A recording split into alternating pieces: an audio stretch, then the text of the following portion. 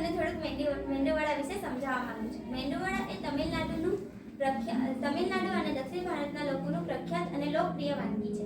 મેંદુવડા અડદની દાળમાંથી બનાવવામાં આવે છે. તેને નાસ્તામાં સાંભળ અને નારિયેળની ચટણી સાથે ખાવામાં આવે છે. મેંદુવડા સ્વાદિષ્ટ અને ક્રિસ્પી હોય છે. મેંદુવડા બનાવવા માટે અડદની દાળને પલાળીને તેનું પાણી કાઢીને તેમાં થોડાક મસાલા ઉમેરીને તેનો પેસ્ટ બનાવવામાં આવે છે. તે પેસ્ટને પછી તળવામાં આવે છે નાના નાના ભાગોમાં. તેને તળીને આપણા સરસ મજાના મેંદુવડા તૈયાર થાય છે. મેંદુવડા વગર તમિલનાડુના લોકો મેંદુવડા વગરના નાસ્તાને અધૂરો નાસ્તો માને છે. મેંદુવડા तमिलनाडु प्रख्यात અને प्रसिद्ध वानगी है। इडली तमिलनाडु की प्रख्यात वानगी है। उसे बनाने के लिए इडली बनाने के लिए हमें चावल का आटा लेना पड़ेगा, फिर उसमें रवा डालना पड़ेगा, फिर हमें 2.5 कटोरी पानी डालना पड़ेगा, इसमें 2.5 कटोरी पानी डालना पड़ेगा। फिर हमें दाल लेना है और रवा लेना है, उसमें दोनों मिक्सर में मिक्स करके हमें इडली तैयार करनी है। मालवा की फेमस कचौरी वो लाजवाब नाश्तो है। એની બહારની સાઈડ ક્રિસ્પી હોય છે, તે મેદામાંથી બને છે, તેને અંદરની એક ચટપટું મિશ્રણ હોય છે. તેને સામાન્ય કચોરી અઠવાડિયાથી લઈને મહિના સુધી પણ તમે રાખી શકો છો.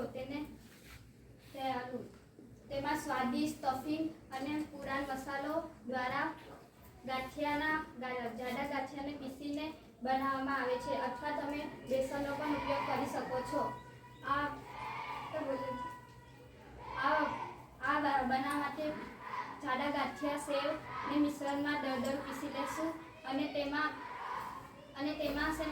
અથવા તમે બેસનને ગોલ્ડન થયા સુધી શેકી લો. તેમાં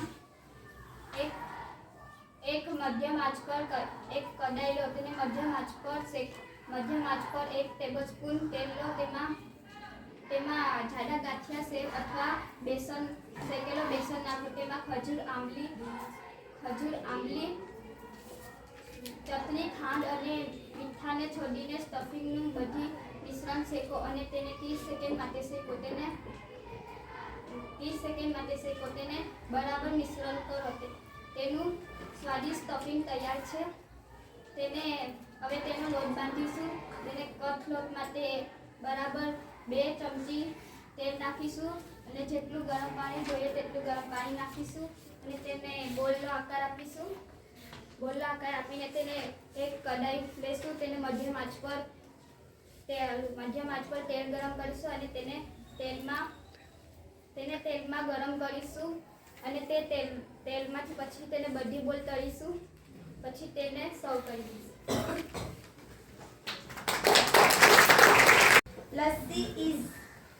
Lassi is a cool drink. It is made from blood. Sugar is added in lassi, sometimes salt in lassi added. It is very tasty. Lassi is bright in color. It is very tasty. It is Punjabi's famous. I like lassi. વાહ, તમે જાણો છો બંગાળની પ્રખ્યાત મીઠાઈ સંદેશ બનાવવાની રીત. 1 લિટર દૂધ લો, તેમાં 4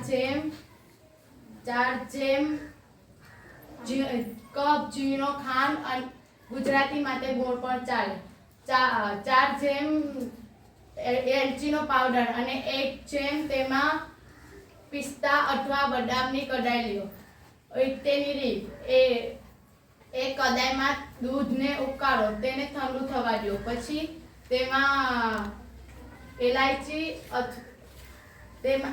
તેમાં લીંબાનો રસ અથવા વિનેગર નાખી તેને ચોખ્ખો બનાવો. ચોખ્ખો બની જાય એટલે તેમાં ઇલાયચી અથવા બદામનો કટકો નાખો અને તેને ગોળ આકારમાં દડાની જેમ ગોળ આકારમાં બનાવો.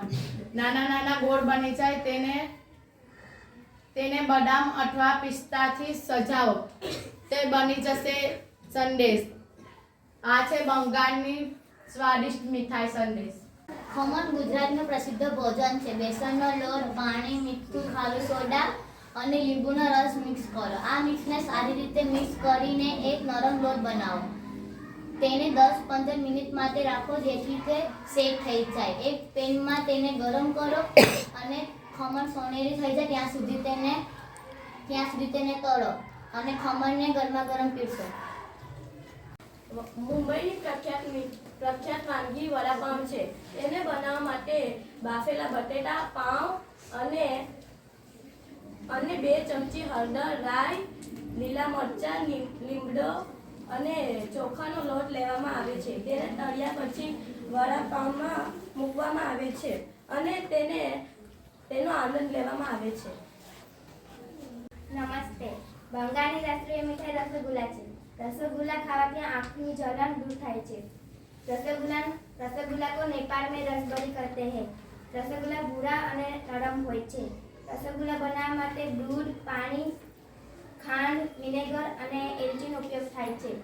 રસગુલ્લા બનાવવા માટે તપેલીમાં દૂધ ઉકાળો, તેમાં વિનેગર નાખો તેથી તે દૂધ અલગ પડી જાય. તેને સફેદ કપડામાં નાખો અને પાણી નીચળો.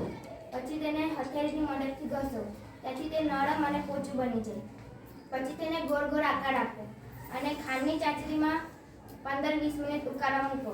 પછી તેને બીજા વાટકામાં ખાંડની ચાચરી મૂકી અને રસગુલ્લા મૂકવા. તેથી રસગુલ્લા બની જાય. દાળ ઢોકળી ગુજરાતની ફેમસ દાળ ઢોકળી છે. દાળ ઢોકળી બનાવવા માટે દાળનો ઉપયોગ થાય છે. દાળને કાપીને દાળમાં મીઠું, હળદર નાખીને દાળ બનાવવામાં આવે છે. પછી ઢોકળી માટે ઘઉંનો લોટ જોઈએ. ઘઉંનો લોટમાં મીઠું, હળદર, મરચાં, કોથમરી નાખીને લોટ બાંધી શકાય. લોટને પછી ટુકડા કરીને દાળ ઢોકળી બની જાય. હલવો મુંબઈનો પ્રસિદ્ધ મીઠાઈ છે. હલવાને ભારતના બધા જ રાજ્યોના લોકો પસંદ કરે છે અને ખાય છે.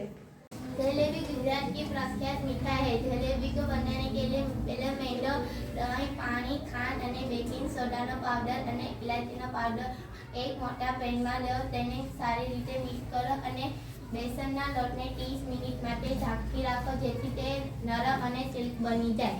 એક પેનમાં તેલ અથવા ઘી ગરમ રાખો. તેને તેલમાં તળો અને જલેબી જ્યાં સુધી સોનેરી રંગની ન થાય ત્યાં સુધી તેને તળો. ચાચરી બનાવવા માટે ખાંડ અને પાણીનો એક મોટા પેનમાં ઉપયોગ કરો અને જલેબીને ગરમ તેલમાં ચાચરીમાં રાખવા માટે 2-3 મિનિટ માટે રાખો. જલેબીને ચાચરીમાં ડુબાડો અને પડશે તેને ગરમ આનંદ લો. ઢોસા દક્ષિણ ભારતના સૌથી વધારે લોકપ્રિય भोजन છે. डोसा मसाला बटेटा मसाला से बनाया जाता है. डोसा अनेक प्रकार का होता है जैसे रवा डोसा, पनीर डोसा, मसाला डोसा. यह अरहर की दाल से बनाया जाता है. अरहर को भिगोकर, पीसकर, घोल मिसकर उसे बनाया जाता है.